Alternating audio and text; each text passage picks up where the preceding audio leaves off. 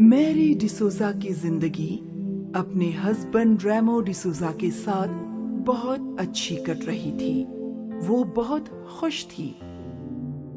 Thank you Jesus, आपने मुझे life में सब कुछ दिया। अच्छी लाइफ, अच्छी फैमिली, अच्छे इन-लॉज और सबसे अच्छा husband who loves me a lot. Mary रोज गॉड को थैंक्स बोलती थी। एक दिन की बात है, रेमो, आज मैं मम्मी से मिलने गोवा जा रही हूँ। I will be back in 2 days। मैंने खाना बनाकर रख दिया है। तुम प्लीज टाइम पे खाना खा लेना और अपना ख्याल रखना। मैंने मेड को बोल दिया है, वो सब कुछ संभाल लेगी। यस डियर, तुम टेंशन मत लो। Happy journey. मैरी घर से निकली और अपनी कार में बैठ गई। मैरी एयरपोर्ट पहुंची। वो एंटर करने ही वाली थी कि उसे याद आया कि वो अपना वॉलेट तो घर पर ही भूल आई है। शिट, अब ये फ्लाइट मिस हो जाएगी। बट वॉलेट के बगैर हाउ विल आई मैनेज? मैं घर जाकर वॉलेट ले ही आती हूँ। मैरी वापस अपनी कार में बैठी और घर की ओर चल पड़ी। मैरी ने अपने घर के बाहर गाड़ी पार्क की। ये किसकी कार है? लगता है रेमो का कोई फ्रेंड आया है। जैसे ही मैरी घर के भीतर गई तो वो चौंक गई क्योंकि रेमो एक लड़की को किस कर रहा था। Remo! Mary let me explain. मुझे कोई एक्सप्लेनेशन नहीं चाहिए। मैरी ये देखकर टूट चुकी थी। मैरी ने टेबल पे पड़ा, अपना वॉलेट उठाया और वहां से निकल गई। मैरी रोते रोते अपनी कार ड्राइव कर रही थी। बीच बीच में उसका फोन रिंग हो रहा था। रेमो उसे कॉल कर रहा था और मैरी गुस्से में उसका फोन कट कर रही थी। जैसी तैसी मैरी एयरपोर्ट पहुंची।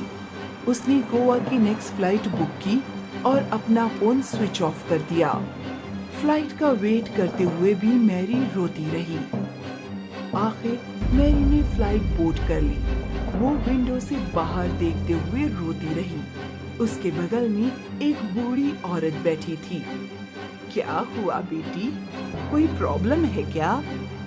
नहीं आंटी, कुछ नहीं। और फिर मैरी अपनी सोच में डूब गई। मैरी को अपना वेडिंग डे याद आया और फिर लास्ट संडे जब मैरी को पता चला कि वो प्रेग्नेंट है। How can he do that? उसने हमारे बच्चे के बारे में भी नहीं सोचा।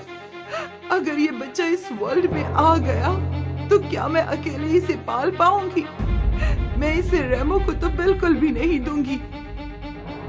मैरी के दिमाग में अलग अलग ख्याल आने लगे और उसका ब्लड प्रेशर बढ़ता गया और एकाएक उसे अटैक आ गया। हेल्प! इस औरत को अटैक आया है। तुरंत ही एयर होस्टेस वहां पहुंची। उसने मैरी का बेल्ट रिलीज किया, उसके कपड़े लूज किए। इस फ्लाइट में कोई डॉक्टर है क्या? Any doctor on the flight? एक डॉक्टर भागते हुए वहां पहुंचा। उसने मैरी की नर्व्स चेक की, पर देर हो चुकी थी। She is no more. Mary की फ्लाइट में ही डेथ हो गई और इसी दिन से मैरी की आत्मा इसी फ्लाइट में रहती है। जब भी फ्लाइट टेक ऑफ करती है तो लोगों को मैरी के रोने की आवाज सुनाई देती है। फ्लाइट अटेंडेंट्स ने बहुत ढूंढने की कोशिश की, लेकिन उन्हें पता नहीं चला कि कौन रो रहा है। अक्सर लोगों को ऐसा लगता कि उनके बगल वाली सीट पे कोई बैठा है। मैम, यहाँ कुछ अजीब है। कोई है यहाँ? कोई लेडी जो रो रही है? नहीं सर, वो सीट बिल्कुल खाली है। वो तो मुझे भी दिख रहा है, पर यहाँ कुछ अजीब है। आप प्लीज मेरी सीट चेंज कर दीजिए। एयर होस्टेस को अक्सर पैसेंजर्स की सीट चेंज करवानी पड़ती थी। एक बार ये फ्लाइट रात में उड़ रही थी। मैरी जिस सीट पे बैठी थी उसके बगल वाली सीट पर एक लड़की बैठी थी। वो अपनी ईयरफोन पर म्यूजिक सुन रही थी। वो म्यूजिक एंजॉय कर रही थी। कि उसकी नजर अपनी बगल वाली सीट पर पड़ी और ओह नो! क्या हुआ मैडम? वो औरत, वो डरावना चेहरा।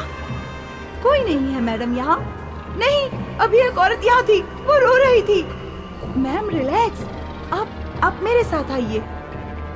एयर होस्टेस ने उस लड़की को पानी पिलाया और उसकी सीट बदल दी। मैम आप यहीं बैठिए, और कोई प्रॉब्लम हुई तो मैं यहीं हूँ। क्या हुआ? कौन चिल्लाया? एक लड़की थी, उसने भी उस आत्मा को देखा। क्या वो भी उसी सीट पर बैठी थी? नहीं, उसके बगल में। पता नहीं क्या होगा, ये किस्से तो बढ़ते ही जा रहे हैं। और इस बार तो एयर होस्टेस को ही मैरी दिख गई। Oh no! एयर होस्टेस वहीं बेहोश हो गई। एयर होस्टेस ने अपने सीनियर से बात की। सर, वो वही लेडी है जो फ्लाइट पर मर गई थी। पर क्या? सर ने अपनी एक फ्रेंड को कॉल लगाया और उसे सारा इंसिडेंट बताया। अब लगता है तू भी आत्माओं पे बिलीव करने लगा है। मैं तो अभी नहीं मानता, पर मेरे प्लेन में होने वाले इंसिडेंट्स ने मुझे मजबूर कर दिया है कि मैं तेरी हेल्प लूं। आखिर तू एक पैरानॉर्मल एक्सपर्ट है। इस बार तू आत्माओं के होने पर यकीन जरूर करेगा। चल, आई एम कमिंग। वो पैरानॉर्मल एक्सपर्ट अपने दोस्त और एयर होस्टेस के साथ उस फ्लाइट पर आया। क्या आप बता सकती हैं कि आखिर उस औरत के साथ हुआ क्या था? जहाँ तक मुझे याद है, वो लेडी जब से फ्लाइट में चढ़ी थी, वो रो रही थी। फिर 2 घंटे बाद उसके बगल में बैठी लेडी हेल्प के लिए चिल्लाने लगी। जब मैं वहाँ गई तो वो जोर जोर की सांस ले रही थी, और जब तक डॉक्टर पहुंचते वो मर चुकी थी। ओके, मतलब वो यही फ्लाइट में मरी थी। हाँ, यहाँ इस सीट पर। उसका नाम क्या था? मैरी डिसोजा। मैं अपने मशीन से ये तो बता सकता हूँ कि वो यहाँ है या नहीं, पर उसको यहाँ से निकालना मेरे बस की बात नहीं है। उसके लिए आपको किसी पादरी को बुलाना पड़ेगा। उस पैरानॉर्मल एक्सपर्ट ने अपने एनर्जी मशीन को ऑन किया और जैसे ही वो मैरी की सीट के पास पहुंचा, उसकी मशीन ने जोर जोर से सायरन बजाना शुरू कर दिया। अब कंफर्म्ड है कि मैरी यही है। अब हम क्या करें? ये किसी को नुकसान तो नहीं पहुंचाती, पर इसको मुक्ति दिलवाना जरूरी है। मैं एक पादरी को जानता हूँ जो हमारी हेल्प कर सकता है। अगले दिन पैरानॉर्मल एक्सपर्ट एक पादरी को वहाँ ले आए। फादर, लेडी का नाम मैरी है। वो वैसे तो किसी को नुकसान नहीं पहुंचाती, पर उसकी आत्मा के होने से लोगों को डर लगने लगा है। Let me see how I can help you. पादरी एक हाथ में रोजरी और दूसरे हाथ में एक क्रॉस लेकर मैरी के बगल वाली सीट पर बैठकर प्रेयर करने लगे। मैरी, मुझे पता है तुम यहीं हो। तुम मुझसे बात कर सकती हो सकता है मैं तुम्हारी हेल्प कर सकूं। और फिर कुछ देर बाद पादरी किसी अदृश्य चीज से बात करने लगे। ये देखकर जॉनी शॉक्ड था। फादर, मैरी के साथ क्या हुआ था? ओह, शी वॉज हैप्पी, पर उसकी हैप्पीनेस सैडनेस में बदल गई जब फादर के मैरी के साथ हुआ किस्सा बताया। और फिर फ्लाइट पर उसे अटैक आया और वो मर गई। ओ नो, पर अब हम मैरी की हेल्प कैसे कर सकते हैं? मैरी मर गई, लेकिन उसे अभी भी अपनी माँ की चिंता है। मैरी की माँ उसके लिए सब कुछ थी। मैरी को मैरिज में धोखा मिला, बट जब उसकी आत्मा उसकी माँ के लिए भटक रही है, मैरी चाहती है कि उसके हस्बैंड की प्रॉपर्टी का आधा शेयर उसकी माँ को मिले ताकि वो आराम से जी पाए। पर यह कैसे होगा? हमें टेंशन लेने की जरूरत नहीं है। मैरी फ्लाइट में लोगों को सिर्फ दिखती है, पर वो अपने हस्बैंड रेमो को डराती है।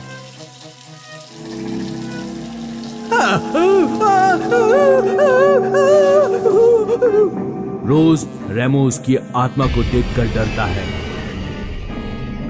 हमें सिर्फ मैरी की विश रेमो को बतानी होगी और आई थिंक सब कुछ ठीक हो जाएगा। मैं रेमो का एड्रेस निकालता हूँ। जॉनी, पैरानॉर्मल एक्सपर्ट और पादरी रेमो के घर पहुँचे।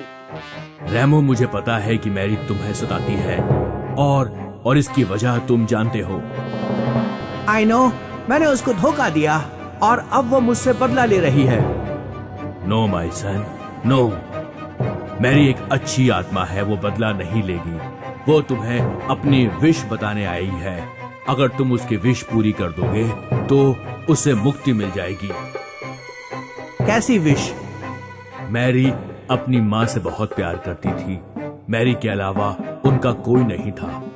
और अब मैरी चाहती है कि तुम अपनी प्रॉपर्टी का आधा हिस्सा उन्हें दे दो ताकि उनकी लाइफ अच्छे से बीते। Mary, forgive me Mary, forgive me. She will, बस तुम उसकी विश पूरी कर दो। हाँ फादर, मैं मैरी की विश जरूर पूरी करूंगा फादर। रेमो ने अपनी आधी प्रॉपर्टी के पेपर्स मैरी की माँ के हाथ में रख दिए और वहाँ मैरी की आत्मा ये देखकर खुश हुई और मैरी को मुक्ति मिल गई। तो वीडियो को बनाने में थोड़ा मेहनत लगा है यार, तो ये बता दो कि कैसा लगा वीडियो, कमेंट करके यार। मजा आया तो मजा आया तो यार लाइक शेयर सब्सक्राइब कर दो यार, पैसा थोड़ी ना लगता है।